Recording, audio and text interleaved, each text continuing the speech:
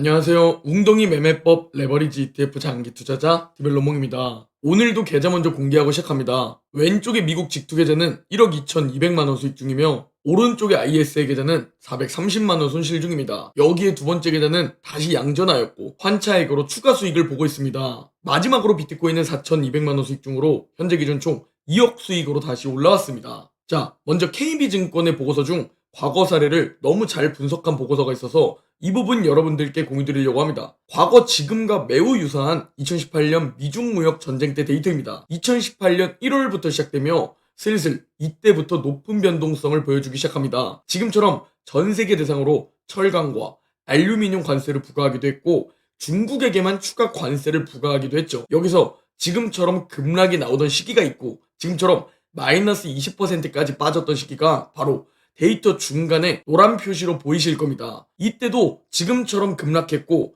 이때도 마이너스 20%까지 빠졌던 시기입니다. 여기서 증시가 이때 바닥을 찍었던 이유는 중국과의 합의 때문만이 아니었습니다. 일단 합의를 하진 못했지만 협상을 진행했던 데이터를 볼 수 있습니다. 그런데 증시는 아직 협상 완료가 안 되었는데 바닥을 찍고 미리 상승하기 시작했습니다. 왜? 먼저 첫 번째, 트럼프가 2018년 12월에 지금이 엄청난 매수 기회다. 정말 좋은 기회다 라며 주식시장 저가 매수 기회를 언급했고 일명 트럼프 풋이 등장했습니다. 그리고 같은 기간 금리를 인상하던 연준은 슬슬 완화적인 스탠스, 비둘기파로 전환했고 미중 협상 기대감과 함께 바닥을 찍고 반등하기 시작합니다. 그리고 현재 상황을 생각해보면 기막히게 마이너스 20%에서 이번에도 트럼프 풋이 등장했습니다. 지금은 주식을 매수하기 딱 좋은 시점이라며 이번에도 트럼프 리딩으로 반등을 시작했습니다. 제가 그토록 트럼프 풋을 기다렸는데 운 좋게도 제가 계속 말씀드렸던 마이너스 20%에서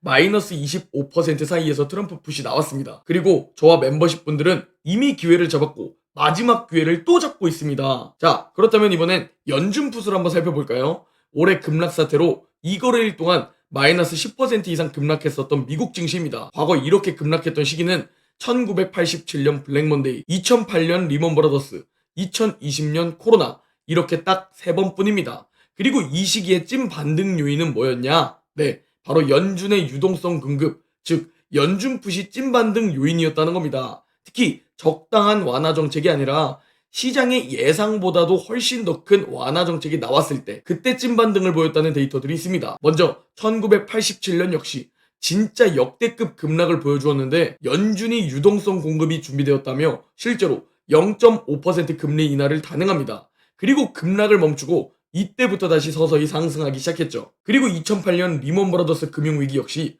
두 번의 연준의 완화 정책이 있었는데 먼저 11월에 적당한 양적 완화로는 찐반등을 만들어낼 수 없었습니다. 그러나 주식시장이 추가 하락으로 사실상 마이너스 50% 폭락을 보이자 더 강력한 규모의 양적 완화와 함께 제로금리 등 정말 많은 완화 정책을 도입합니다. 그리고 주식시장은 찐반등을 하기 시작했죠. 그리고 2020년 3월 코로나 팬데믹이죠. 제가 경험했던 역대급 공포였습니다. 연준은 제로금리를 선언했지만 주식시장의 하락은 계속되었죠. 여기서 무제한 양적 완화를 발표하며 역대급 유동성 공급을 발표합니다. 그리고 기막히게 그때 바닥을 찍고 반등해 주었죠. 자, 현재 상황으로 정리해보면 가장 좋은 반등 재료는 역시나 트럼프 풋과 연준 풋입니다. 현재 트럼프는 채권 시장이 불안정하고 국채금리가 크게 상승하면서 관세 90일을 유예했습니다. 즉 우리는 트럼프 풋은 이미 확인했습니다.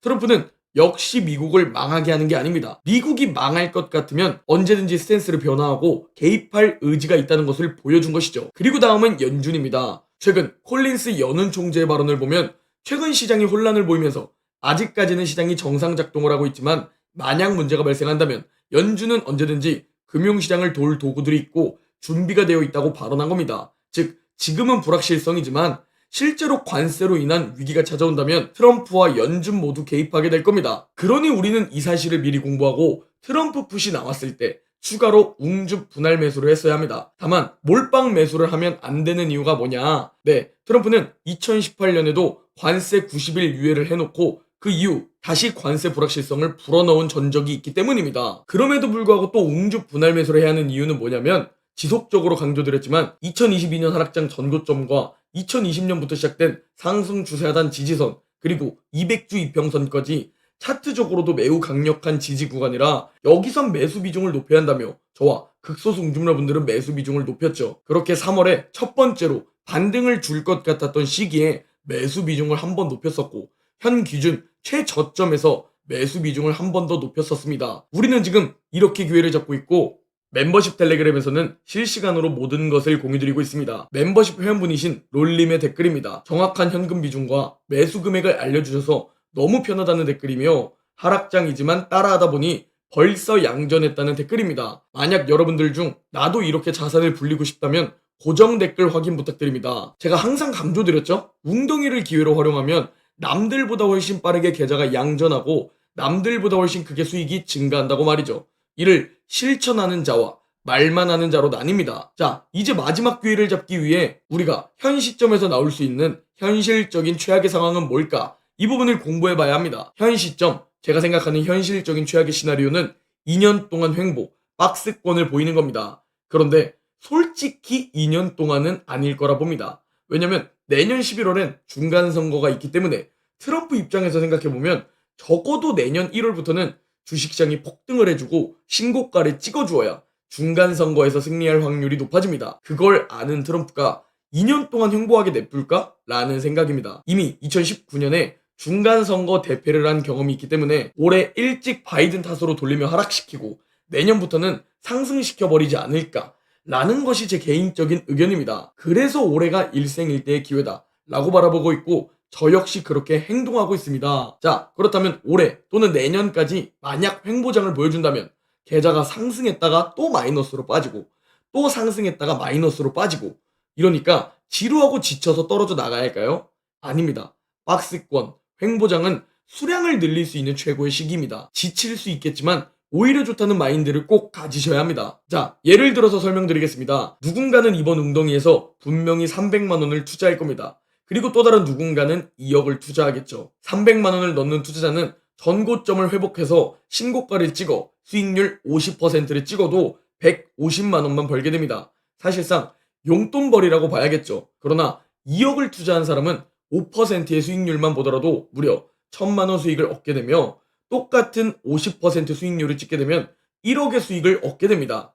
수량은 깡패라는 말 들어보셨을 겁니다. 그리고 하락장과 횡보장은 고통스럽고 지겹겠지만 수량을 늘릴 수 있는 투자금을 늘릴 수 있는 최고의 기회이기도 합니다. 정말 멀리 바라보시는 장기 투자자만 제가 말하는 것들이 이해가 되실 겁니다. 그렇게 전 웅덩이에서 수량을 최대한 늘려나가고 있습니다. 당연히 최저점에서 몰빵 매수할 순 없지만 현실적인 최고의 방법으로 웅주 분할 매수를 진행하며 계좌가 벌써 양전하고 ISA 계좌는 곧 양전을 눈앞에 두고 있습니다. 그리고 비트코인을 보면 아시겠지만 횡보장, 박스권, 진심으로 땡큐입니다. 이때 잠시 제 자산은 제자리 걸음을 하거나 조금씩 깎이겠지만 이 횡보장과 박스권이 없었다면 투자금을 저렇게 늘릴 수 없었을 겁니다. 그렇게 남들보다 더 싸게, 남들보다 더 많은 수량을 매수하고 남들보다 더 오래 보유하는 전략을 가지고 전 여전히 높은 수익을 유지하고 있습니다. 다 알려드리고 다 말씀드려도 어차피 결국 시도도 안 하는 사람이 절반이며 시도하더라도